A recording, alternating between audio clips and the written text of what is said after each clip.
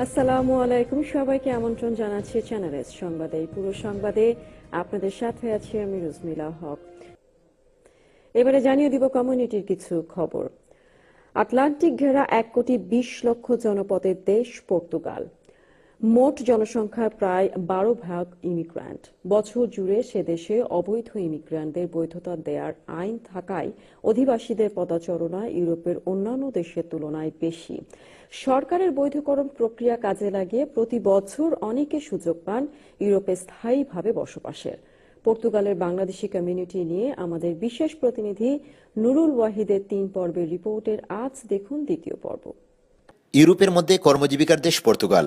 সরকারি সার্কুলেশন ঘোষণার মাধ্যমে সারা বছর সেদেশে ইমিগ্রেন্টদের বৈধতা দেওয়া হয়। সহজ শর্তে সেদেশে বৈধতা মেলায় ইউরোপের বিভিন্ন দেশ থেকে পর্তুগালে ভিড় জমায় প্রবাসী বাংলাদেশিরা। ইউরোপে বৈধভাবে সেনজিন ভিসা নিয়ে প্রবেশ করলেই পর্তুগালে বসবাসের জন্য আবেদন করতে পারে যে কোনো লোক। তবে সেখানে হাতের নাগালে বৈধতা পেয়ে অনেকে আবার দালাল চক্রের হাতে হয়রানি ও সর্বস্ব হওয়ার নজির রয়েছে। তাই দালাল চক্র থেকে সাবধান থাকার প্রয়োজন বলে মনে করেন পর্তুগাল আওয়ামী লীগের সভাপতি জসিমউদ্দিন। ভিসা নিয়ে আসছেন, তাদেরকে আহ্বান করব, যদি আপনারা মনে করেন পর্তুগাল ইমিগ্রান্ট হবেন তাহলে পর্তুগাল আসতে পারেন। তবে আপনারা যেন কোনোভাবে কোথাও কোনো প্রতারণার শিকার না হন, সেদিকে আমরা অন্ততপক্ষে সজাগ দৃষ্টি রাখবো।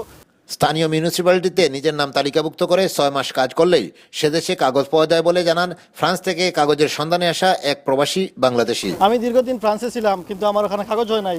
আমার বন্ধু বান্ধব এখানে আছে পর্তুগালে, তারা আমাকে ইনফরমেশন দিয়েছে, আমি সোশ্যাল পরিচালনা দিতেছি, তারপরে আশা করি ইনশাল্লাহ কাগজ হবে। 2007 সাল থেকে পর্তুগাল সরকার বৈধকরণে যে আইন করেছে সে সুযোগ কাজে লাগিয়ে অনেকে বৈধতা পেয়েছেন বলে জানান পর্তুগাল প্রবাসী বাংলাদেশি আমির সুহেল।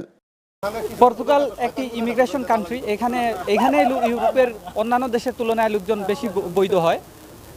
ইমিগ্রেশনের জন্য 2007 সালে এই দেশে 2টি আর্টিকেল করা হয়েছে। ম্যাক্সিমাম লোকজন আর্টিকেল 88/2 এর মাধ্যমে লিগ্যালাইজেশনের আওতায় চলে এসেছেন এবং চলে আসতেছেন। এটা একটা ধারাবাহিক প্রসেস। মূলত পর্তুগালে নাগরিকত্ব পাওয়া পর্যন্ত অপেক্ষা শুরু হয় পর্তুগাল সরকারের 88/2 আইনের আওতায় কাগজ জমা দেওয়ার মধ্য দিয়ে। অনেকে এদেশে 5 থেকে 7 বছর ট্রানজিট পয়েন্ট হিসেবে ব্যবহার করে থাকেন। তবে বাস্তবতা হলো এই ট্রানজিট পয়েন্ট অনেকের জীবনচাকা পরিবর্তন করে দিয়েছে, আর রয়েছেন অনেক সেই অপেক্ষায়। পর্তুগালের লিসবন থেকে ফিরে Nurul Wahid, channel S television.